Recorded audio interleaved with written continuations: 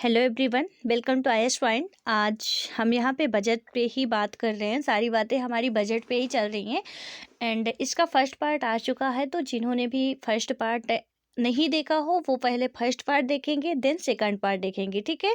तो यहाँ पे बजट, क्योंकि हमारे लिए बजट बहुत इंपॉर्टेंट होता है। बहुत बहुत बहुत जितना गए हम ना उतना कम पड़ेगा कि कितना इंपॉर्टेंट होता है। क्योंकि यहाँ पे मैंने पहले ही बता दिया आपको कि प्री और मेंस दोनों में ही इससे क्वेश्चन बनते हैं और अच्छे खासे क्वेश्चन आते भी हैं, ठीक है। तो इकोनॉमिक्स हमारा पूरा करंट पर ही आपको पता है कि ये रहता है। और यहाँ पे जितनी भी चीज़ें हैं ना, ये बजट एक बार आप पढ़ लोगे फिर नहीं पढ़ना पड़ेगा, बस रिवाइज करना पड़ेगा। इसलिए साथ साथ आप नोट्स भी बनाते जाओगे ताकि आज और कल तक में जितना भी आप टाइम लेना चाहें ले ले बजट में। बस हमारा बजट 1 ही 2 दिन में कंप्लीट हो जाना चाहिए। और यहाँ पे पूरा बजट नहीं, बजट का समराइजेशन इस पे किया गया है और वही आपको समझाया जा रहा है, ठीक है। क्योंकि पूरा बजट आपको पता है कि काफ़ी लंबा चौड़ा है, इतना तो है नहीं, हमारा देश इतना छोटा नहीं है जिसके लिए बजट इतना छोटा आएगा, ठीक है। बट जितना है उसको बस ओवरऑल आप इतना समझिए कि आपके एग्जाम के लिए हमारे पॉइंट जो है वो क्लियर होंगे।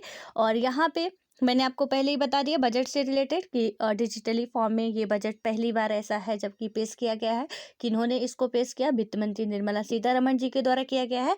अब हम बात करते हैं इसमें कि इसमें परिवहन वगैरह से रिलेटेड हमने कि रेल के लिए क्या कैसे हैं वो चीज़ें बात कर ली हैं। अब आता है कुछ इसके और भी प्रमुख जो भी इसमें बातें की गई हैं उनको समझते हैं। तो इसमें आता है मत्स्य पालन का या मछली पालन का, ठीक है। तो इसमें क्या होता है कि वित्त मंत्री ने मछली पकड़ने और मछली उतारने वाले केंद्रों के विकास में पर्याप्त निवेश का प्रस्ताव रखा है। यानी कि इसमें क्या किया गया कि इसमें भी प्रस्ताव रखा गया है।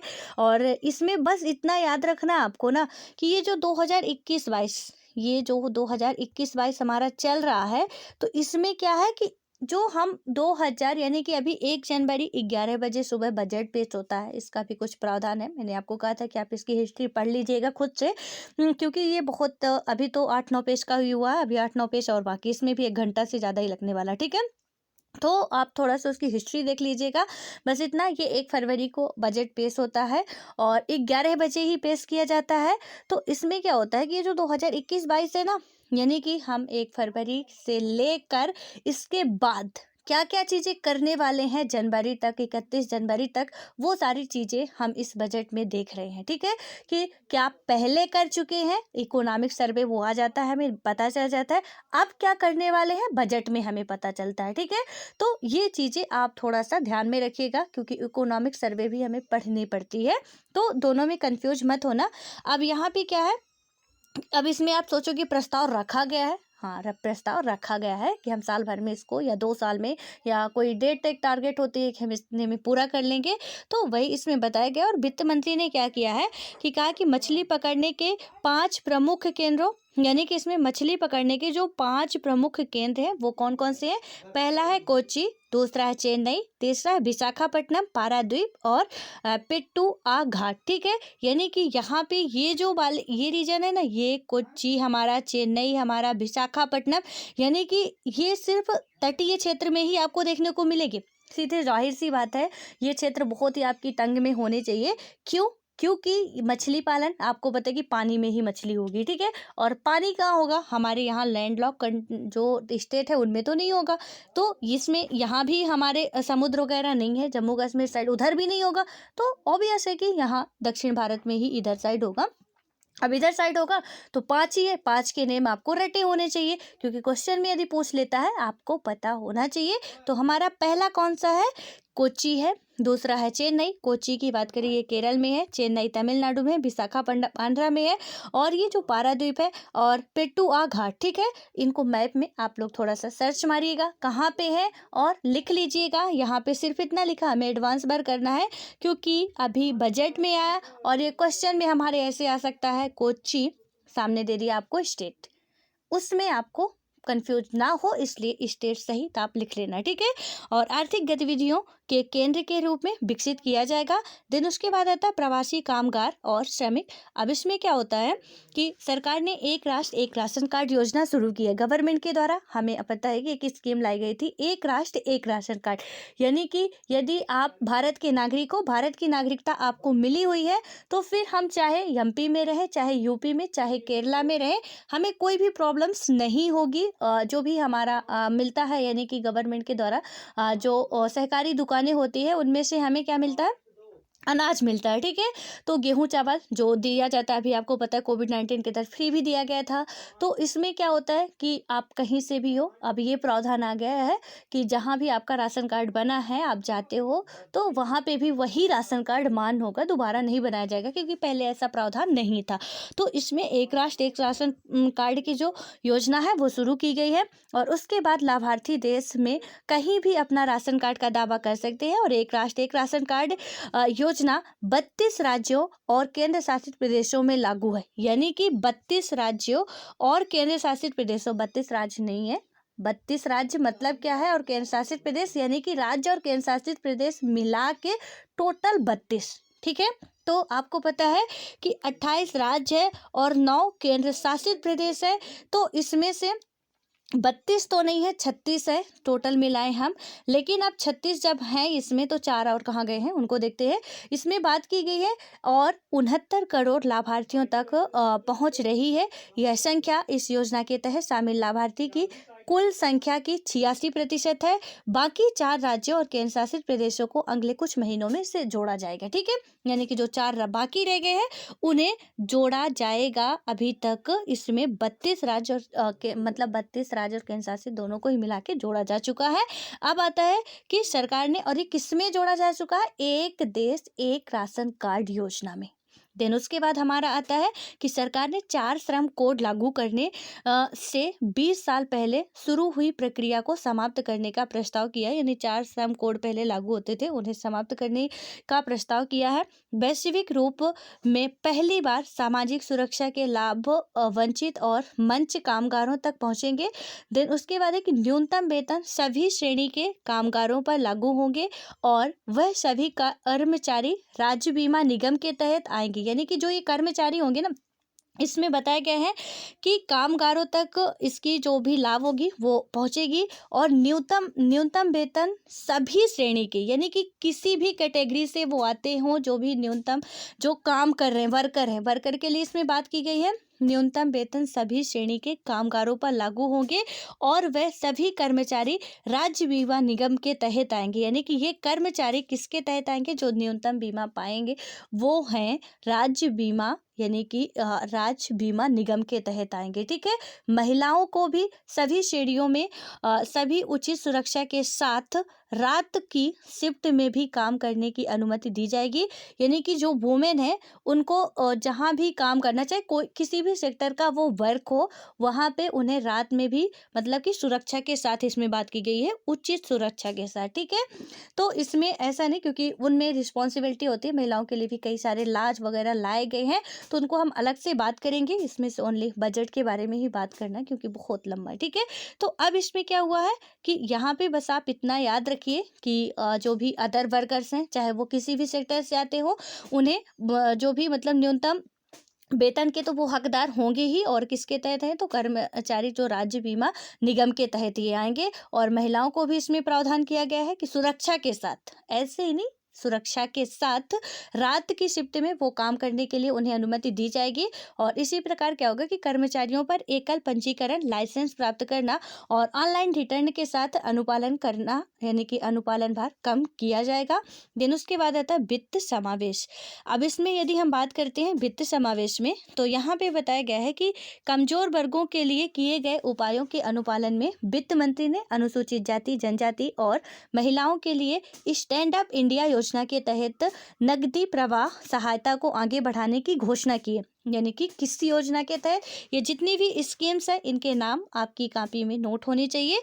तो यहाँ पे कौन सी ये स्कीम्स है, क्योंकि ये मेंस के लिए बहुत इंपॉर्टेंट होती है, जब हम लिखते हैं तो वहाँ पे ये स्कीम पुट करते हैं, तो हमारा मार्क्स जो है अदर लोगों से ज़्यादा होता है। ठीक है, तो यहाँ पे क्या है कि स्टैंड अप इंडिया योजना के तहत नगदी प्रवाह सहायता को आगे बढ़ाने के लिए, और स्टैंड अप योजना किसके लिए, अनुसूचित जाति है, जनजाति है और महिलाओं के लिए है इसमें, और अदर सेक्टर वालों के लिए नहीं है, आगे बढ़ाने की घोषणा की। और वित्त मंत्री ने मार्जिन मनी की जरूरत 25% से घटाकर 15% करने और कृषि से संबंधित गतिविधियों के लिए ऋणों को भी शामिल करने का प्रस्ताव किया है। देन इसके अलावा MSME क्षेत्र में, यानी कि जो मिनिमम इंटरप्राइज है उसके बारे में बात की जा रही है, MSME, ठीक है, क्षेत्र की सहायता के लिए अनेक उपाय किए गए हैं। ये MSME किसानों के लिए जो भी कृषि का जो मतलब जो भी उनका उपज होती है उनकी कीमत फिक्स की जाती है इसमें, कि गवर्नमेंट इतने रुपए में लेगी, गेहूं इतने रुपए में लेगी, चावल इतने रुपए में लेगी, तो उस हिसाब से इसमें बताया गया कि अनेक उपाय किए गए हैं। सरकार ने इस बजट में इस क्षेत्र के लिए 15,700 करोड़ रुपए उपलब्ध कराए हैं, जो इस वर्ष के बजट के अनुमान के 2 गुने से भी अधिक है। यानी कि इस वर्ष के बजट के अनुमान के 2 गुने से भी अधिक हिस्सा MSME के लिए वो उपलब्ध कराएगी, ठीक है। और उसके बाद आता है मानव पूंजी को मजबूत बनाना। अब मानव पूंजी को मजबूत बनाना, ये हम अभी जो 6 स्तंभ पढ़े थे उन्हीं को ही पूरा एक्सप्लेन कर रहे हैं। तो इस पे चौथा है मानव पूंजी को मजबूत बनाना। अब यहाँ पे वित्त मंत्री जी ने क्या कहा कि हाल ही में घोषित की गई नई राष्ट्रीय शिक्षा नीति, यानी कि NEP, न्यू एजुकेशन पॉलिसी 2020, तो इसका भी नेम आपको आपकी नोट्स में लिख लेना है। और यहाँ पे क्या है कि का अच्छा स्वागत हुआ, और यह कहते हुए 15,000 से अधिक स्कूलों को राष्ट्रीय शिक्षा नीति के सभी घटकों को शामिल करके गुणवत्ता रूप से मजबूत बनाया जाएगा। और उन्होंने यह भी घोषणा की है कि NGO, निजी स्कूलों, यानी कि NGO, थोड़ा हिंदी में लिखा कंफ्यूज मत होना, वही वर्ड है जो इंग्लिश में आप देखते हो। तो NGO, निजी स्कूलों, यानी कि जो भी प्राइवेट स्कूलें हमारी होती हैं, राज्यों की भागीदारी में 100 नए सैनिक स्कूल स्थापित किए जाएंगे। सबसे इम्पोर्टेंट बात इसमें जो है न्यू एजुकेशन पॉलिसी आई, वो सारी चीज़ें तो ठीक है, लेकिन इसमें क्या बताया गया है कि NGO, निजी स्कूलों, राज्यों की भागीदारी में, यानी कि इन सबको मिला के सबकी पार्टनरशिप रहेगी। इनमें क्या होगा कि 100 नए सैनिक स्कूल खोले जाने की बात की गई है, यानी कि 100 नए अभी प्रेजेंट टाइम में सैनिक स्कूल और खोले जाएंगे, क्योंकि हर एक स्टेट में ना 1 या 2 सैनिक स्कूल ही आपको देखने को मिलेगी। ये बहुत ही मतलब गंभीर समस्या, और यहाँ पे इसी के लिए 100 अब नए सैनिक स्कूल भी खोले जाएंगे। और किस किस की सहायता से या किस किस उसमें भागीदार होंगे, तो NGO होगा, निजी स्कूल होंगे, और राज्य की भी भागीदारी होगी, क्योंकि एजुकेशन हमारा राज्य का विषय है, ठीक है। एजुकेशन, हेल्थ, कृषि, ये सारे स्टेट के ही सब्जेक्ट हैं। और उसके बाद इसमें आता है कि उन्होंने एक छत्रक निकाय के रूप में एक भारतीय उच्च शिक्षा आयोग स्थापित करने का भी प्रस्ताव किया है। और इसमें मानक स्थापना, मान्यता, विनियमन और वित्त पोषण के लिए 4 अलग घटक शामिल होंगे, जिसमें बात की गई है कि लद्दाख में क्या होगा कि उच्च एजुकेशन, यानी कि हाई एजुकेशन तक पहुंच के लिए सरकारों ने लेह में केंद्रीय विश्वविद्यालय स्थापित करने का प्रस्ताव किया है। अभी तक लद्दाख और जम्मू कश्मीर ये एक ही था, पूरा स्टेट ही था ये, लेकिन अब इसको यूनियन टेरिटरी में तब्दील कर दिया गया। और इसमें अब क्या किया गया है कि लद्दाख की जो कैपिटल है लेह है, ठीक है, और लद्दाख में एक ही जिला भी है, केंद्र शासित प्रदेश लद्दाख हमारा एक नया बन गया है। और यहाँ पे क्या बात की गई, एक यूनिवर्सिटी बनाने की बात की जा रही, विश्वविद्यालय, ठीक है, तो इसको भी ध्यान में रखना है। देन उसके बाद आता है अनुसूचित जाति और अनुसूचित जनजाति के लिए, यानी SC ST के कल्याण के लिए क्या क्या बातें हैं यहाँ पे हम देखते हैं। तो इसमें बताया गया कि सरकार ने जनजातीय क्षेत्रों में 750 एकलव्य मॉडल आवासीय स्कूल स्थापित करने का लक्ष्य निर्धारित किया है। और ऐसे में प्रत्येक स्कूल की लागत 20 करोड़ से बढ़कर 38 करोड़ तक, पहाड़ी और कठिन क्षेत्रों में 48 करोड़ रुपए करने का भी प्रस्ताव किया गया है। इसी प्रकार क्या होगा कि अनुसूचित जनजातियों के कल्याण के लिए पोस्ट मैट्रिक छात्रवृत्ति योजना के तहत केंद्रीय सहायता बढ़ाई गई है। और 2025 से 26 तक 6 वर्षों के लिए कुल 35,219 करोड़ रुपए का आवंटन किया गया है। इससे अनुसूचित जाति के 4 करोड़ छात्रों को लाभ होगा। यानी कि इसमें कितना किया गया, 6 वर्षों के लिए पूरा आंकड़ा लिया गया है, 35,219 करोड़ रुपए इसमें आवंटन किया गया है। और ये किन के लिए किया गया है, तो जो अनुसूचित जाति और जनजाति हैं उनके कल्याण के लिए किया गया है।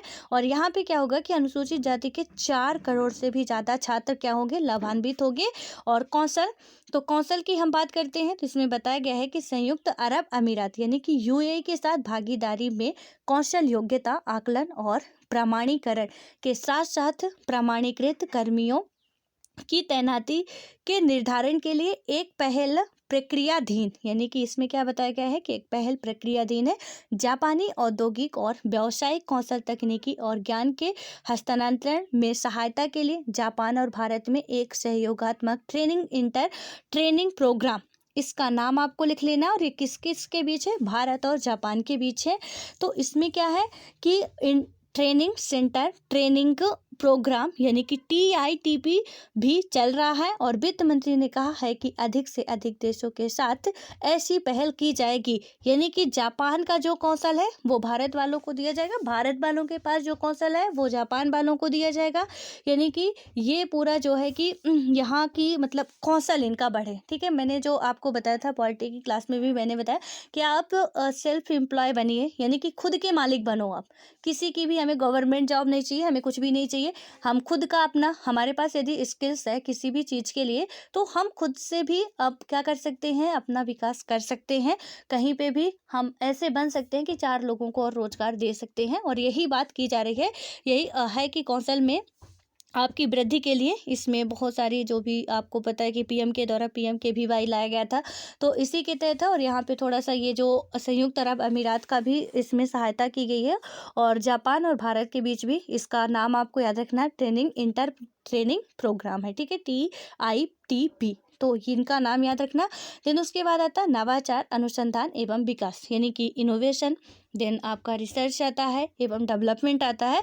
इसमें क्या हुआ कि वित्त मंत्री ने कहा कि जुलाई 2019 की अपने बजट भाषण में उन्होंने राष्ट्रीय अनुसंधान प्रतिष्ठान की घोषणा की थी। उन्होंने कहा कि 5 वर्षों के लिए NRF का परिव्यय 50,000 करोड़ रुपए होगा और इससे पहचान किए गए राष्ट्रीय प्राथमिक यानी कि जो भी राष्ट्रीय प्राथमिकता की जरूरत वाले क्षेत्रों पर ध्यान देते हुए देश में समग्र अनुसंधान इकोसिस्टम को मजबूत बनाना सुनिश्चित होगा। इकोसिस्टम का मतलब है कि आपको इन्वायरमेंट पर भी उतना ही ध्यान देना होगा जितना कि आप डेवलपमेंट पर ध्यान दे रहे हो।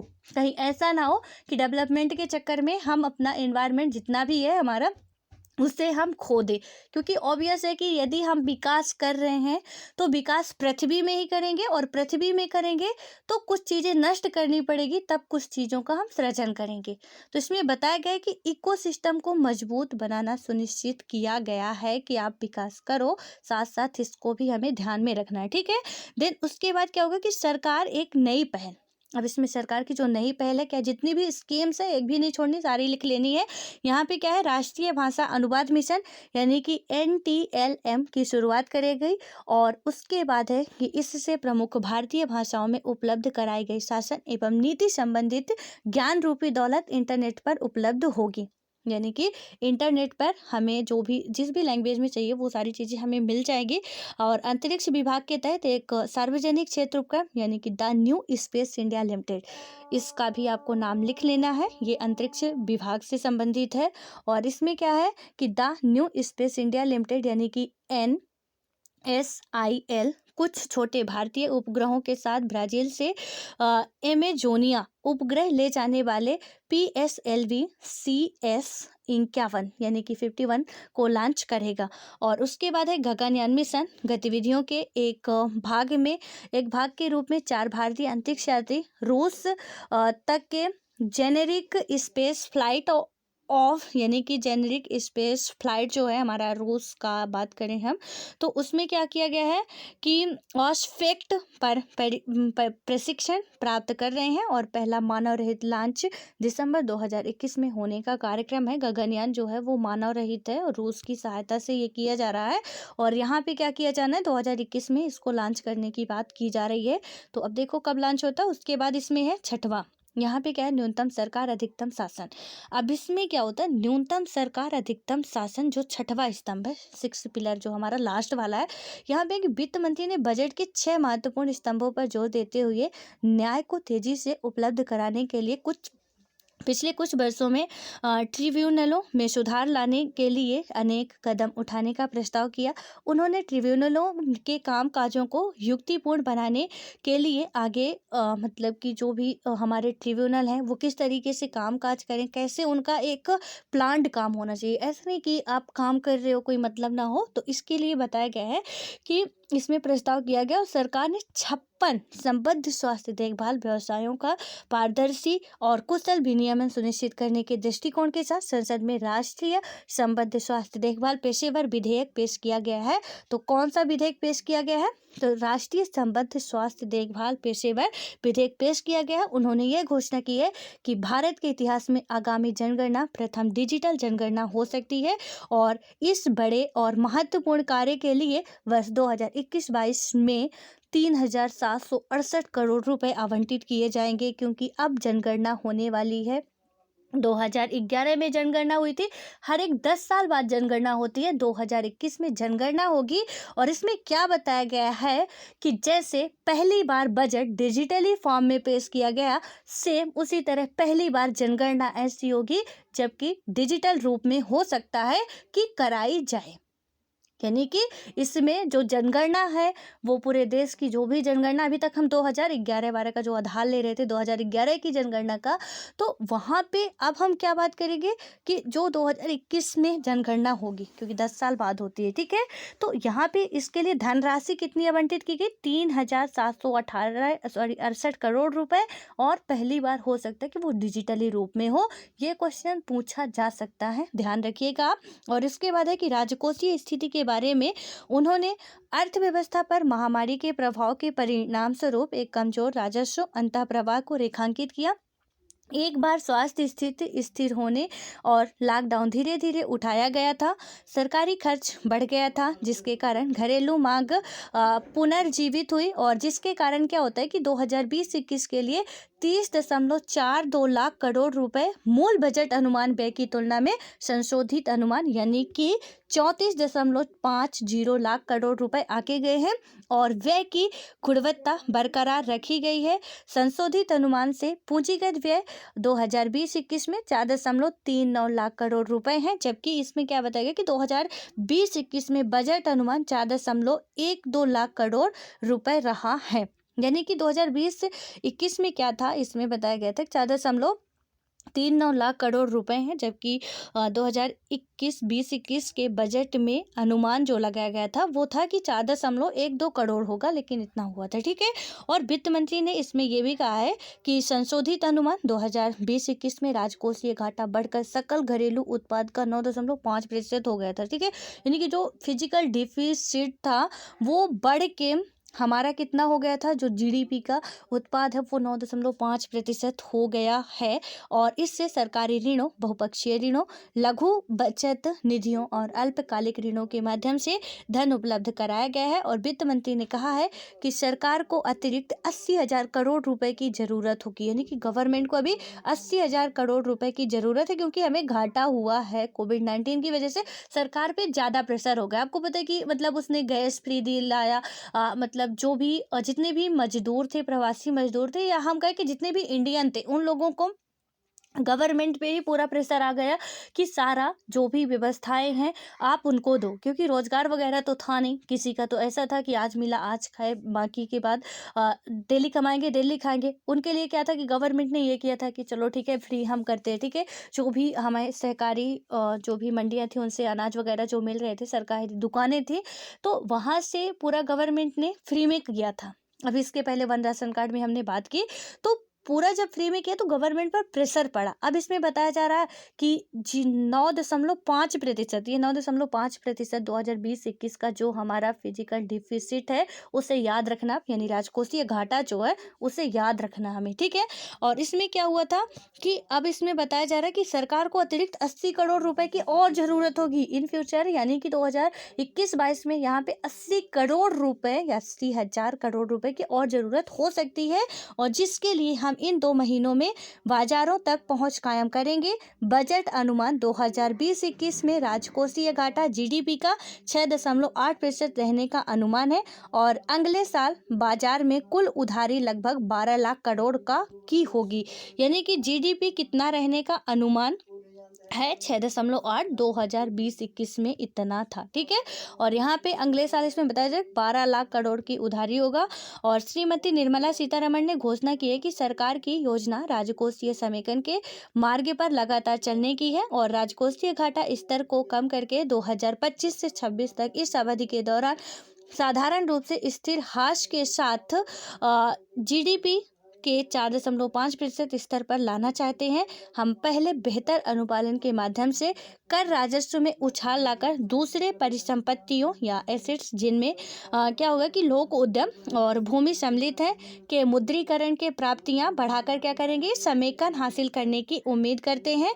यानी कि इसमें बताया जा रहा है कि 2025-26 तक हमें इस कमी को पूरा करना है और ये एक अंदाजा लगाया जा रहा है, राइट, कि हम क्या कर सकते हैं, इसमें किस तरीके से कर सकते हैं, कितने में पूरा किया जा सके। और हम अंदाजे तो लगाते हैं और कहीं ऐसी कोविड-19 जैसी परिस्थितियां यदि आ जाती हैं तो फिर सब कुछ हमारा रखा का रखा रह जाता है। ठीक है, बट इतना आपको याद रखना है कि कब तक लगाएगा और कितना है। उसके बाद आता है कि 15वें वित्त आयोग की मदद के अनुसार, थोड़ा वित्त आयोग के बारे में ना आपको चीज़ें पढ़नी है आज के आज, जो लिखनी भी है। जो हमारा अभी वित्त आयोग है, कौन सा वाला वित्त आयोग है, उसके जो हेड वगैरह कौन बनाए जाते हैं, तो ये चीज़ें उसके बारे में थोड़ा सा आपको जानकारी इकट्ठा करनी है। यहाँ पे क्या बताया कि 15वें वित्त आयोग की मदद के अनुसार राज्य सरकारों के लिए नेवल उधार की सामान्य उच्चतम सीमा सकल राज्य घरेलू उत्पाद के 4% से पर नियत करने की अनुमति दे रही है। यानी कि इसमें क्या बताया जा रहा है कि आप उच्चतम सीमा यानी सकल राज्य घरेलू उत्पाद के 4% पर नियत करने की अनुमति दे रही है। तो इसका वित्त आयोग का कोई क्या काम होता है, क्या करता है, वो सारी चीज़ें आप देखोगे। और इसके बाद है कि FRBM, ये FRBM है हमारा, ठीक है, ये वाला FRBM, इसके बारे में भी थोड़ा सा आपको पढ़ना पड़ेगा क्योंकि ये भी इम्पोर्टेंट है। FRBM अधिनियम अधिदेशित करता है कि जीडीपी के 3% के बराबर राजकोषीय घाटा 31 मार्च 2020-21 तक हासिल किया जाएगा और इस वर्ष की अनुभूतिपूर्व एवं अप्रत्याशित परिस्थितियों में यह जरूरी बना दिया गया है कि FRBM अधिनियम की धारा 4, 5 और 7(3)(v) के अंतर्गत संचालन कथन प्रस्तुत किया जाएगा, मतलब किया जाए, जिससे क्या होगी, मैं FRBM दस्तावेजों में भाग के रूप में सभा में पटल रख रही हूँ। यानी कि ऐसी बातें इसमें की गई है कि इसमें अभी सुधार किए जाने की ज़रूरत है। फिर उसके बाद है कि 9 दिसंबर 2020 को 15वें वित्त आयोग, कब, 9 दिसंबर 2020 को 15वें वित्त आयोग ने 2021 से 26 की अवधि को कवर करते हुए अपनी अंतिम रिपोर्ट राष्ट्रपति जी को प्रस्तुत कर दी। सरकार ने आयोग की रिपोर्ट राज्यों का ऊर्ध्वमुखी हिस्सा 41% पर बरकरार रखते हुए व्याख्यात्मक टिप्पणियों के साथ संसद में रख दी। आयोग की सिफारिश पर बजट में 2021 से 22 में 17 राज्यों को राजस्व घाटा अनुदान के रूप में 1,18,452 करोड़ रुपए उपलब्ध कराए गए हैं। यानी कि इसमें वित्त आयोग ने कब रिपोर्ट रखी अपनी, किसके समक्ष रखी, थोड़ा सा वित्त आयोग के बारे में पढ़ना आपके लिए बेहद इंपॉर्टेंट है कि ये वित्त आयोग बोर्ड जो है यानी वो राष्ट्रपति के पास रखता है अपनी रिपोर्ट, राष्ट्रपति उसमें मंजूरी वगैरह देते, संसद में रखी जाती है, 41% बरकरार रहता है जो भी है उसका। और उसके बाद क्या होता है कि 2021-22 में 17 राज्यों के राजकोषीय घाटों के अनुदान के रूप में 1,18,452 करोड़ रुपए उपलब्ध कराए गए हैं। वो 17 राज्य कौन सा है, जब हम पूरा बजट पढ़ेंगे, अभी बजट का ये सार है, समरी है, मैं बार बार बता रही हूँ, ठीक है। तो यहाँ पे इसमें बात की गई है। अब इसका खंड खा आता है, हमने खंड का पढ़ लिया पूरा, जिसमें 6 स्तंभ की बात की। अब खंड खा में है कि बजट भाषण में भाग 2 में क्या होता है कि केंद्रीय मंत्री जो वित्त मंत्री निर्मला सीतारमण जी ने कर प्रकाशन को सरल बनाने, याचिका प्रबंधन और प्रत्यक्ष पर प्रकाशन की जटिलताओं को आसान बनाने का प्रयास किया है और अप्रत्यक्ष प्रस्ताव प्रक्रियाओं को युक्तिसंगत बनाने और जटिलताओं को आसान बनाने के साथ साथ सीमा शुल्कों को तर्क संगत बनाने पर ध्यान केंद्रित किया है उन्होंने। अब इसमें हम देखते कौन कौन सी क्योंकि उसमें 2 खंड होते हैं, तो इतना लंबा चौड़ा जो भी होता है हमारा 2 खंडों में होता है। तो पहले तो हमने पूरा अपना जो भी था हमारा कि किसमें हम खर्च करेंगे, कितना-कितना जो भी है। अब टैक्स में देखते हैं क्या कैसे होता है। तो एक प्रत्यक्ष यानी कि डायरेक्ट टैक्स का प्रस्ताव है एंड एक इनडायरेक्ट टैक्स का भी प्रस्ताव है। तो दोनों की ही हम अभी के अभी चर्चा करेंगे कि इसमें क्या-क्या होता है, ठीक है? बस इतना ही है हमारा, ज़्यादा नहीं है। इसमें क्या है, डायरेक्ट टैक्स की हम बात करते हैं तो यहाँ पे क्या होगी, वित्त मंत्री ने आयकर रिटर्न को भरने में वरिष्ठ नागरिकों को राहत देते हुए, वरिष्ठ इन द सेंस कि जो काफ़ी लंबे टाइम से काम कर रहे हैं, तो इसमें क्या होगा कि वरिष्ठ नागरिकों को राहत देते हुए आयकर प्रक्रियाओं के समय सीमा में कमी, विवाद समाधान समिति के गठन की घोषणा की और फेसलेस ITAT NRI को छूट, लेखा परीक्षण छूट की सीमा में वृद्धि और लाभांश आय के लिए भी राहत प्रदान की है। और उन्होंने देश में बुनियादी ढांचे में विदेशी निवेश को आकर्षित करने, सस्ते और किराए के आवासों के लिए राहत, IFSC के लिए कर प्रोत्साहन, छोटे चैरिटेबल ट्रस्टों को राहत और स्टार्टअप्स के लिए प्रोत्साहन जैसे कदमों को भी घोषणा की है, ठीक है। और उसके बाद क्या होता है हमारा कि टैक्स में कई सारी बातें की गई हैं उसको। अब इसमें आता है कि निर्मला सीतारमण ने अपने बजट भाषण में कहा है कि महामारी के बाद दुनिया एक नए रूप में उभरती हुई नजर आती है और भारत इसमें क्या है कि एक अग्रणी भूमिका निभाएगा। उन्होंने कहा है कि इस परिदृश्य में हमारी कर प्रणाली को पारदर्शी, कुशल होना होगा और देश में निवेश और रोजगार को प्रोत्साहन देना चाहिए। मंत्री महोदया ने कहा है कि इसके साथ साथ इसे हमारे करदाताओं पर न्यूनतम बोझ डालना चाहिए, यानी कि न्यूनतम बोझ इसमें बताया गया कि करदाताओं कर थोड़ा बढ़ाना चाहिए, अब बोझ डालना चाहिए का मतलब आप समझ लीजिए क्या है। और उन्होंने कहा है कि कारपोरेट कर दर में कमी, लाभांश वितरण कर की समाप्ति। अब देखिए कि ये कर जो है ना, थोड़ा सा इनको याद रखिएगा आप लोग कि किसमें कमी की गई, किसमें वृद्धि की गई और किसको बिल्कुल ही खत्म कर दिया गया। यहाँ पे कारपोरेट जो टैक्स है उसकी दर में कमी की गई है, लाभांश वितरण कर की समाप्ति कर दी गई है और छोटे करदाताओं के लिए छूट में वृद्धि सहित करदाताओं और अर्थव्यवस्था के लाभ के लिए सरकार द्वारा सुधारों की एक श्रृंखला प्रस्तुत की गई थी। वित्त मंत्री ने कहा है कि वर्ष 2020 में आयकर दाखिल करने वालों की संख्या 6.48 करोड़ रही है, जबकि 2014 में यह 3.31 करोड़ थी, यानी कि बढ़ी है, ठीक है। सीधे हमें समझ में आ रहा है, थोड़ा ये डाटा आप लिख लेना। और उसके बाद है कि बजट में 75 वर्ष की आयु और उससे अधिक के वरिष्ठ नागरिकों को ज़्यादा राहत प्रदान की गई है। ऐसे वरिष्ठ नागरिक जिन्हें पेंशन और ब्याज सहित आय प्राप्त होती है, उन्हें आयकर दाखिल करने से राहत प्रदान की गई है। जिनकी आयु 75 वर्ष है या उससे अधिक के जो भी वरिष्ठ नागरिक है, जिन्हें भी पेंशन वगैरह मिलती है, उन्हें कर में राहत दी गई है। उन्हें टैक्स वगैरह दाखिल करने में थोड़ा बहुत उसमें छूट दी गई है। उन्हें भुगतान करने वाला बैंक ही उनकी आय से आवश्यक कर की कटौती करके राशि अंतरित कर देगा, यानी कि जो बैंक है ना, वो जहाँ से उनको पेंशन वगैरह आती है, क्योंकि पेंशन तो हाथ में आती नहीं है, ठीक है। तो वहाँ पे जो जिस भी बैंक से उनका आता है वो बैंक अपना थोड़ा बहुत, क्योंकि इसमें जितना पहले कटता था उसमें कमी की गई है। तो यहाँ पे एग्जैक्ट डाटा नहीं दिया गया है कितना कमी की गई है, बट हाँ ये है कि उसमें थोड़ा बहुत कमियां की गई हैं और वो बैंक अपने अनुसार काट के और उनकी पेंशन दे देगा।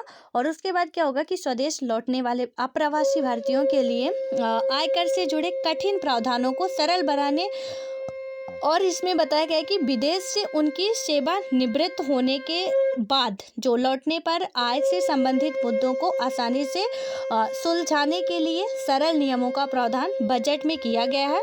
और इसके अनुसार हमें क्या बताया गया, यहाँ पे बताया गया कि TDS मुक्त लाभांश भुगतान REIT एंड उसके बाद हमारा आता है INVIT को करने का प्रस्ताव किया गया है। और विदेशी पोर्टफोलियो वाले निवेशकों के लिए बजट में कम संधि पर लाभांश आय में कर कटौती का प्रस्ताव किया गया है। बजट में यह भी प्रावधान किया गया है कि लाभांश आय पर अग्रिम कर की देयता लाभांश का भुगतान या उसकी घोषणा के बाद ही उत्पन्न होती है। और वित्त मंत्री ने यहाँ पे ये बात भी कहा है कि यह भी कदम इसलिए उठाया है क्योंकि शेयर धारकों द्वारा अग्रिम कर भुगतान करने के लिए लाभांश आय को सही गणना नहीं की जा सकती है, ठीक है।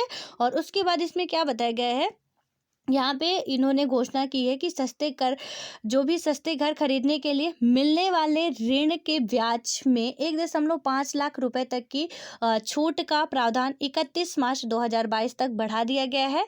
जो 2020-21 में आया था ना कि इसमें छोड़ दी जाएगी, उसी को बढ़ा दिया गया, 31 मार्च 2020 तक बढ़ा दिया गया है। और इसमें क्या किया गया है कि सरकार द्वारा लोगों को सस्ते घर उपलब्ध कराने के लिए विशेष जोर दिया जा रहा है। उन्होंने सस्ते घर की योजना के तहत कर छूट का दावा करने के लिए पात्रता की समय सीमा 1 वर्ष और बढ़ाकर 31 मार्च 2022 तक बढ़ा दी है।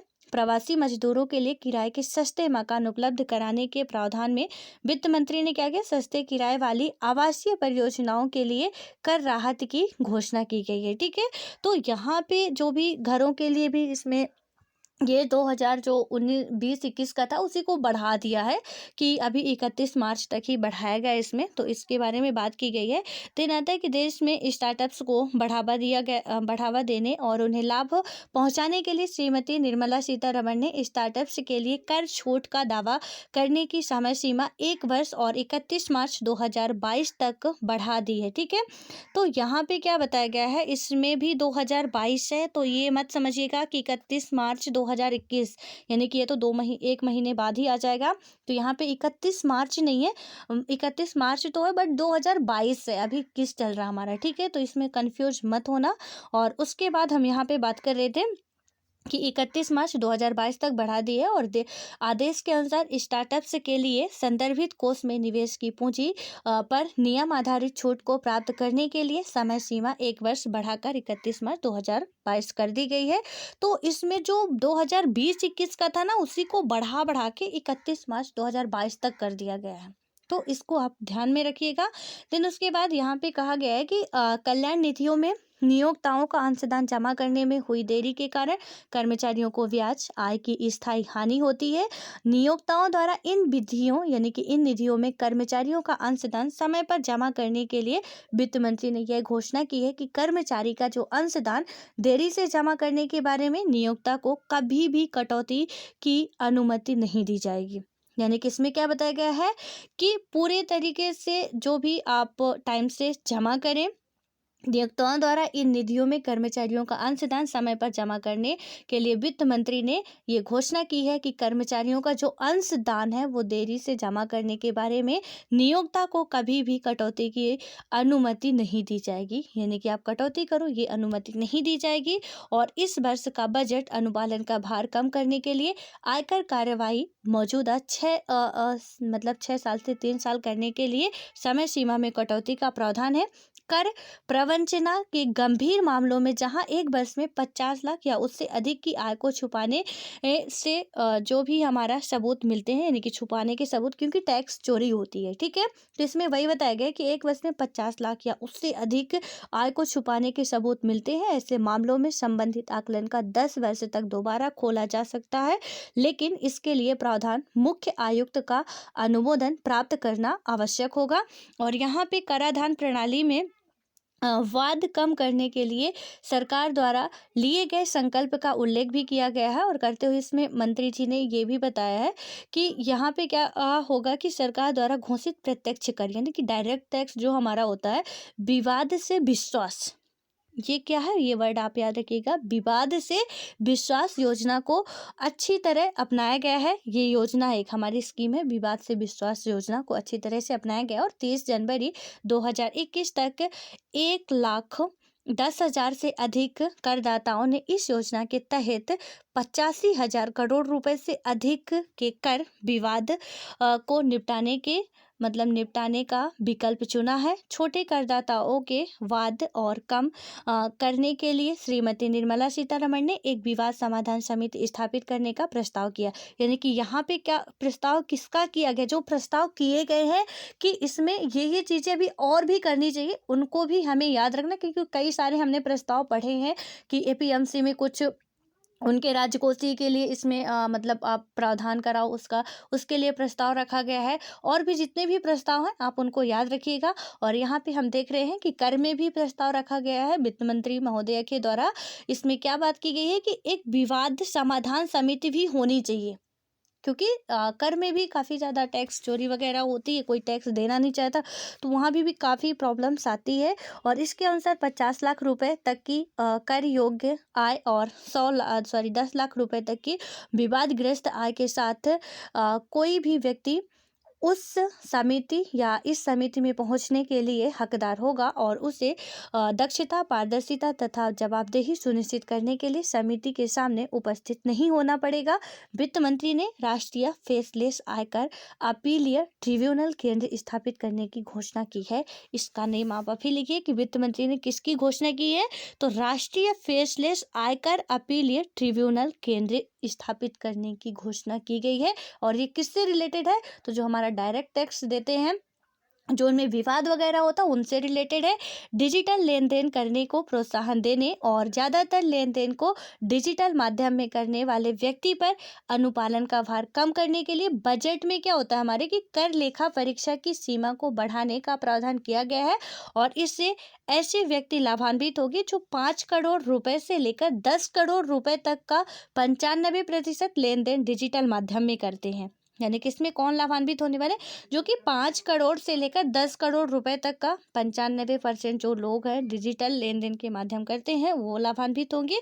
और विनिर्माण के क्षेत्र में विदेशी निवेश को आकर्षित करने के लिए बजट में निजी निधि के व्यय से जुड़ी स्थितियों, वाणिज्यिक गतिविधियों के प्रतिबंधों और विनिर्माण में सीधे निवेश से जुड़े नियमों को सरल बनाकर राहत प्रदान की गई है। आदेश के अनुसार विनिर्माण के लिए कोष इकट्ठा करने में क्या होगा कि जीरो कूपन बांड, ये जीरो कूपन बांड आप लिखिए, जीरो कूपन बांड शुरू किया जाएगा। बजट में क्या होगा कि कर के तौर पर एक सक्षम जीरो कूपन बांड जारी करने के धन जुटाने, मतलब कर के धन जुटाने के तहत अधिसूचित बुनियादी ऋण निधि के लिए पात्र बनाने का प्रस्ताव किया गया है। और अंतर्राष्ट्रीय वित्त सेवा केंद्र यानी कि IFSC को इसमें बढ़ावा देने के लिए बजट में कर प्रोत्साहन की राशि या कर प्रोत्साहन की घोषणा की गई है। और बजट में सूचीबद्ध प्रतिभूतियों से पूंजी लाभों के विवरण बैंकों और डाक धारकों यानी कि डाकघरों और आदि से लाभांश, आय और ब्याज का प्रस्ताव दिया गया है। और यह रिटर्न को आसानी से भरने के लिए पहले से भरा होगा वेतन, आय कर भुगतान, TDS आदि के वितरण यानी कि विवरण भी रिटर्न में पहले ही भरे होंगे। ठीक है। और उसके बाद हमारा आता है यहाँ पे बात करने शैक्षणिक संस्थान और अस्पताल चलाने वाले छोटे चैरिटेबल न्यासों पर आयकर का भार कम करने के लिए बजट में हमारे राहत की घोषणा की गई है। और इसके तहत 1 करोड़ से लेकर 5 करोड़ रुपए तक की वार्षिक लेखा प्रविष्टियों पर राहत की सीता यानी कि बढ़ाने का प्रावधान किया गया है। ठीक है। यानी कि इसमें क्या बताया गया कि आप जो भी हमारे शैक्षणिक संस्थान है या हॉस्पिटल्स हैं, तो उनमें जो भी चैरिटी जो भी हमारे मिलते हैं, यानी कि कहीं से हमें कोई फंड वगैरह मिलता है, उसमें से जो भी टैक्स वगैरह, क्योंकि हमें कोई गिफ्ट भी देता है ना, तो गिफ्ट यदि कोई हमें ज़्यादा दे रहा है, यानी 10-20 का कोई गिफ्ट दे रहा है, उसमें टैक्स नहीं लगेगा। लेकिन कोई हमें 10 लाख, 50 लाख, 1 करोड़ का गिफ्ट दे रहा है, तो टैक्स हमें पे करना पड़ेगा। और काफ़ी ज़्यादा ये केस एक बार कोई विदेशी सचिन तेंदुलकर को गिफ्ट दिया था, और उसमें मतलब वो तो टैक्स पे कर चुका था, लेकिन यहाँ से सचिन तेंदुलकर को भी टैक्स पे करना था, और उन्होंने शायद नहीं किया था पहले, तो काफ़ी ज़्यादा ये मुद्दा बना हुआ था, बाद में उन्हें टैक्स पे करना पड़ा था। ठीक है। तो यहाँ पे गिफ्ट में भी हमें टैक्स पे करना पड़ता है। और इसमें वही बात की जा रही है कि जो हॉस्पिटल हैं या शैक्षणिक यानी कि जो भी एजुकेशन इंस्टीट्यूट है, तो उनमें जो भी ये होता है हमारा, क्योंकि बहुत सारे ऐसे लोग होते हैं जो कि पैसा देते हैं उनको, तो उसकी व्यवस्था के लिए, तो वहाँ पे उनमें टैक्स नहीं लगेगा। इसमें ये बात की जा रही है, थोड़ा उसमें राहत दी जाएगी। ठीक है। तो इसमें क्या कि 5 करोड़ रुपए तक की वार्षिक लेखा प्रविष्टियों पर राहत की जो भी सीता बढ़ाने का प्रावधान किया गया है। अब यहाँ पे सीता लिखा हुआ है, मुझे सीता का मतलब नहीं समझ में आया, आप में से किसी को समझ में आया तो बताना है। ठीक है। बस आप इतना समझिए कि राहत का प्रावधान इसमें किया गया है। अब आते हैं हम इनडायरेक्ट टैक्स प्रस्ताव में। अब इसमें क्या बात की गई है कि अप्रत्यक्ष कर प्रस्तावों के मुद्दों पर मंत्री महोदय ने कहा है कि पिछले कुछ महीनों में रिकॉर्ड GST संग्रह किया गया है। उन्होंने कहा है कि GST को भविष्य में और सरल बनाने के लिए कई उपाय किए गए हैं। GST प्रणालियों की क्षमता भी बढ़ा दी गई है। विशेष अभियान चलाकर कर वंचकों और जाली बिल निर्माताओं की पहचान करने के लिए गहन विश्लेषण और कृत्रिम सूचना का भी उपयोग किया गया है। वित्त मंत्री ने सदन में आश्वस्त करते हुए कहा है कि GST को और सुचारू बनाने तथा प्रतिलोभी शुल्क संरचना जैसी विसंगतियों को दूर करने के लिए सभी संभव उपाय किए जाएंगे। और यहाँ पे बात की गई है कि सीमा शुल्क नीति के संबंध में वित्त मंत्री ने कहा है कि घरेलू विनिर्माण को बढ़ावा देने और भारत को वैश्विक मूल्य श्रृंखला में शामिल करने और अधिक निर्यात को सहायता देने के लिए सीमा शुल्क नीति के दो उद्देश्य हैं। यहाँ पे दो उद्देश्य इसमें रखे गए हैं।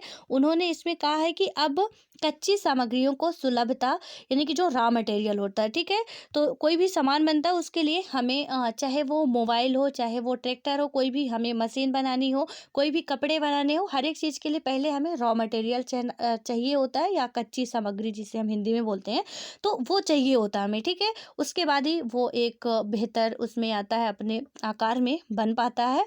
तो इसमें सुलभता तथा मूल्य संवर्धित उत्पादों के निर्यात को आसान बनाने पर जोर दिया गया है।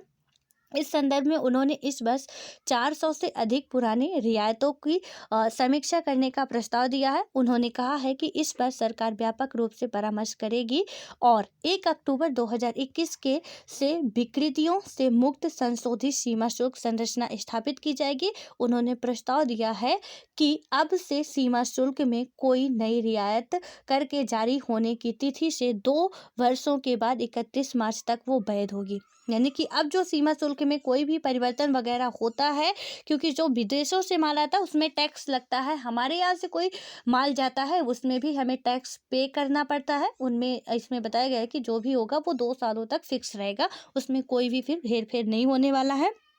और इसमें मंत्री महोदय ने यह भी बताया है कि बृहत्तर घरेलू मूल्यवर्धन के लिए इसमें चार्जरों के कल पुर्जों और मोबाइल के सब पार्ट्स के कुछ रियायतें वापस लेने की घोषणा की है। उन्होंने कहा है कि मोबाइल के कल पुर्जे शून्य दर से साधारण 2.5% दर की, यानी कि दर में परिवर्तित होंगे। उन्होंने गैर मिश्र धातु और स्टेनलेस स्टील, ठीक है, ये केमिस्ट्री जो भी पढ़े होंगे उनको पता होगा कि जो मिश्र धातु ये होती है, मिश्र धातु मतलब कि आप जिसमें से एक से अधिक धातुओं को मिलाकर उसका मिश्रण बना के आप बनाते हो। जैसे स्टील हम बनाते हैं उसमें हमें 1 2 3 धातुएं लगती हैं, तब हमारा स्टील का बर्तन तैयार होता है, ठीक है, तो वो मिश्र धातुओं से ही बना होता है।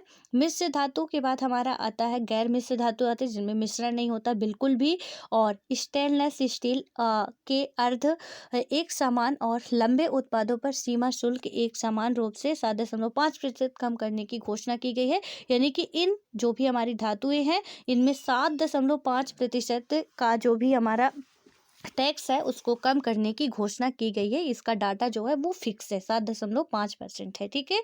और कच्चे माल की आवाकों से मनुष्य निर्मित टेक्सटाइल पर युक्ति संगत शुल्क की आवश्यकता पर जोर देते हुए वित्त मंत्री ने नॉयलॉन श्रृंखला को पॉलीएस्टर और मानव निर्मित अन्य रेशों के बराबर लाने के साथ साथ इसमें क्या किया है कि कैप्रोलैक्टम, नॉयलॉन चिप्स और नॉयलॉन फाइबर तथा धागे पर VCD दरों को एक समान रूप से घटाकर 5% करने की घोषणा की है। और यहाँ पे वित्त मंत्री जी ने यह भी बताया है कि इससे टेक्सटाइल उद्योग यानी कि MSME तथा निर्यात में सहायता मिलेगी। और उसके बाद इसमें है यहाँ पे उन्होंने रसायनों पर सीमा शुल्क दरों को असंशोधित इसमें है कि अंश शोधित करने की भी घोषणा की, ताकि घरेलू मूल्यवर्धन को प्रोत्साहन मिले और प्रतिलोमनों को हटाया जा सके। यानी कि इसमें क्या है कि मेन रूप से आत्मनिर्भर भारत का मतलब यही है कि आप घर पे ही उत्पाद बनाओ। हम रॉ मटेरियल बहुत ज़्यादा विदेशों से मंगाते हैं, हमारे यहाँ दवाइयाँ इतनी ज़्यादा बनती है ना कि किसी देश में नहीं बनती। आपने कई बार सुना होगा कि अभी कोविड-19 की जब ये स्थितियाँ थी वहाँ पे भारत के द्वारा वैक्सीन, अमेरिका तो यहाँ तक की धमकी दे चुका था कि आप हमें हाइड्रोक्विन करके कोई दवा थी एक, उसका नाम जो भी है शायद हाइड्रो से ही है, ठीक है। तो वहाँ पे क्या था कि उसने कहा था कि यदि आप नहीं देने वाले हो तो हम सारे रिश्ते तोड़ने वाले हैं, ठीक है, दोगे कैसे नहीं। तो भारत में बहुत ज़्यादा वैक्सीन बनतियाँ हैं, जो यहाँ पे जो टेबलेट होती हैं, मेडिसिन होती हैं, वो उनका निर्माण होता है, लेकिन जो निर्माण होता है वो रॉ मटेरियल हमारे इंडिया में नहीं होता है, हम चाइना से मंगाते हैं या किसी अदर कंट्रियों से, वो हमारे देश में नहीं होता है। ठीक है, तो इसमें यही बताया जा रहा है कि हमें थोड़ा सा जो विदेशों पर निर्भरता है हमारी, उसको हमें कम करना है। अब इसमें हम बात करते हैं आगे की वित्त मंत्री ने यहाँ पे यह भी कहा है कि घरेलू क्षमता को बढ़ाने के लिए सोलर सेल और सोलर पैनलों के लिए चरणबद्ध तरीके से विनिर्माण योजना को अधिसूचित किया जाएगा। उन्होंने घरेलू उत्पादन को प्रोत्साहन देने के लिए सोलर इन्वर्टर, जो भी हमारे इन्वर्टर होते हैं, तो इन्वर्टरों पर शुल्क को 5% से बढ़ाकर 20% कर दिया, यानी कि इसमें बढ़ा दिया ताकि आप घर पे ही कुछ तिकड़म लगाए। और उसके बाद है कि सोलर लॉलटेन पर 5% से बढ़ाकर 15% कर दिया है। इन दोनों का डाटा आपको लिख लेना है। और वित्त मंत्री ने अपने बजट भाषण में यह भी कहा है कि देश में भारी पूंजीगत उपस्कर्त का घरेलू रूप से विनिर्माण करने की अपार संभावना है और इस संबंध में दर संरचना की यथा समय विस्तार से समीक्षा की जाएगी। हालांकि उन्होंने टनल बोरिंग, ठीक है, तो इसमें क्या है कि टनल बोरिंग मशीन और कुछ ऑटो पार्ट्स सहित कुछ सामानों पर शीघ्रता से शुल्क दरों में संशोधित करने की घोषणा की गई है या संशोधन करने की। और बजट में एमएसएमई को लाभ देने के लिए कुछ बदलावों का भी प्रस्ताव किया गया है, जिनमें स्टील, स्क्रू और प्लास्टिक बिल्डर्स वेयर पर शुल्क को 10% से बढ़ाकर 15% करने का प्रस्ताव किया गया है या कर दिया गया है। और इसके अलावा इसमें क्या किया गया, परिधान, चमड़ा और हस्तशिल्प के निर्यातकों को प्रोत्साहन देने के लिए शुल्क मुक्त वस्तुओं के निर्यात पर छूट को युक्तिसंगत बनाया जाएगा। किसानों को लाभ देने के लिए मुख्यमंत्री या वित्त मंत्री ने क्या किया कि कपास पर सीमा शुल्क को बढ़ाने की घोषणा की। उन्होंने डीनेचर्ड इथाइल, ठीक है, इसमें क्या बात की गई कि डीनेचर्ड इथाइल अल्कोहल पर उद्दिष्ट उपयोग आधारित छूट को वापस लेने की घोषणा की है। और वित्त मंत्री ने छोटे सामानों पर कृषि बुनियादी ढांचे और विकास शुल्क का भी प्रस्ताव दिया है। उन्होंने कहा कि उपकर को लागू करते समय हमने अधिकांश मदों पर, यानी कि जो भी उपभोक्ताओं पर क्या होता है कि अधिक बोझ ना डालने की तरफ भी विशेष रूप से ध्यान दिया है कि जो भी उसके उपभोक्ता है उन पे भी अधिक बोझ ना पड़े। ठीक है, और उसके बाद क्या होता है, न्यायसंगत अनुप्रयोगों और जटिलताओं को कम करने के संबंध में वित्त मंत्री ने कहा कि एडीडी और सीबीडी शुल्कों से संबंधित प्रावधानों में जो भी कुछ बदलावों को प्रस्ताव दिया है। और उन्होंने कहा कि सीमा शुल्क जांच को पूरा करने के लिए निश्चित समय सीमा निर्धारित की जा रही है। मंत्री महोदय ने कहा कि सितंबर 2020 से शीघ्र कस्टम पहल का शुभारंभ किया गया है और इससे एफटीए में दुरुपयोग को अंकुश लगाने में मदद मिली। ठीक है, एफटीए हमारा ये है, तो एफटीए जो हमारा आता है, तो इसमें क्या है कि थोड़ा सा जो भी इसका दुरुपयोग किया जा रहा था उसमें लगाने में मदद की मिली है। एंड आई होप कि आपका ये बजट आप यहाँ पे समाप्त होता है। काफ़ी चीज़ें आपको समझ में आ चुकी होगी। मेन रूप से जो हमारा डेटा है आपको उससे लिखना है किसमें किस किस के लिए कहाँ पे टैक्स हटाया गया है, कहाँ पे टैक्स और बढ़ाया गया है, किस तरीके से क्या है, वो चीज़ें आपको लिखनी है। एंड ये जो टैक्स वाला है ना, आपको direct tax and indirect tax आपने यानी कि इकोनॉमिक्स पढ़ी होगी, वहाँ पे पता होगा कि हम दोनों ही तरीके के टैक्स पे करते हैं। डायरेक्ट टैक्स में क्या होता है कि हम उसमें यानी सीधे देते हैं। जैसे आप सैलरी पाते हो, ठीक है, आपको डायरेक्ट टैक्स देना है। कोई ज़मीन खरीद रहे हो, आपको डायरेक्ट टैक्स उसमें देना है। कोई किसी को गिफ्ट दे रहे हो, आपको डायरेक्ट टैक्स देना है। लेकिन हम क्या करते हैं, वहीं पे यदि हम कोई सामान ले रहे हैं, ठीक है, कोई पाउच का सामान आपने लिया, वहाँ पे टैक्स उसमें इंक्लूड रहता है। हमें पता नहीं हमने टैक्स दिया, लेकिन टैक्स उसमें ऑलरेडी इंक्लूड करके ही उसका जो कीमत होती है बताई जाती है, और वो हमारा इनडायरेक्ट टैक्स होता है। क्योंकि हम टैक्स पे करते हैं, हमें पता नहीं चलता है कि हमने भी टैक्स दिया। हमें लगता है कि यार क्या हमने बिस्किट खरीदी, लेकिन आपने 5 रुपए की जो बिस्किट खरीदी ना, उसमें भी आपने टैक्स दिया है। तो इसमें भी टैक्स लगता है हर एक चीज़ में। इसीलिए 2 तरीके के आपको टैक्स इसमें बताए गए हैं कि एक डायरेक्ट होते हैं जहाँ की हमें पता नहीं चलता और हमारी मजबूरी हमें देना पड़ेगा वो टैक्स, क्योंकि यदि आपको सामान लेना उसमें इंक्लूड है और वो देना पड़ेगा, आप उसमें चोरी नहीं कर सकते हो। लेकिन जो जो इनडायरेक्ट टैक्स है उसमें हम चोरी नहीं कर सकते। लेकिन जो डायरेक्ट टैक्स है, अब डायरेक्ट टैक्स में हम क्या करते हैं कि यदि सपोज मान के चलिए बहुत सारे ऐसे होते हैं जिनके करोड़ों की मंथली कमाई होती है, वो क्या करते हैं कि अपनी जो कमाई होती है ना, क्योंकि गवर्नमेंट तो इतना देता नहीं, करोड़ लाख करोड़, ठीक है। तो जो प्राइवेट वाले उनका जो भी वेतन आता है, वो क्या करते हैं कि अपने बच्चों का भी खाता खुला दिए, अपने बीवी का भी खाता खुलवा दिए।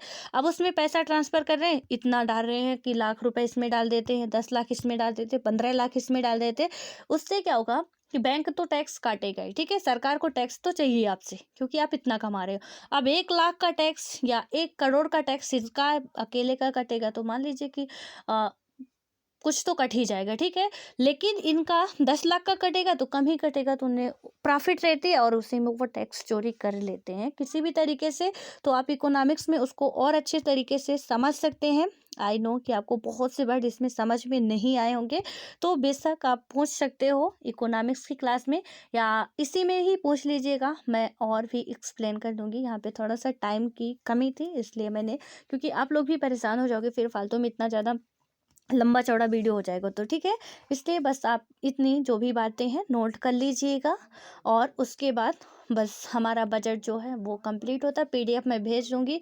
आप लोग क्या करना है, आपको पीडीएफ पढ़ना है 1 से 2 बार। मैंने बताया ना कि ये साल भर हमारा चलेगा, हमें दोबारा पढ़ने की फिर ज़रूरत नहीं होगी, रिवाइज करने की होगी, इसलिए आज के आज ख़त्म करना है। एंड इकोनॉमिक सर्वे भी आप सबको पढ़ना है, 2 पार्ट में है, 300 पेज का होगा समथिंग, उसे भी आपको पढ़ना है। बिल्कुल भी परेशान नहीं होना, मत खरीदिए बुक, ई मोड में ही पढ़ डालिए, कोई दिक्कत नहीं। जब बजट पेश हो रहा है ई मोड में, डिजिटली फॉर्म में हो रहा, सारी चीज़ें हो रही, अपनी आँखों को भी थोड़ा डिजिटली बनाओ और इसी पे पढ़ के ख़त्म करो वहीं पे।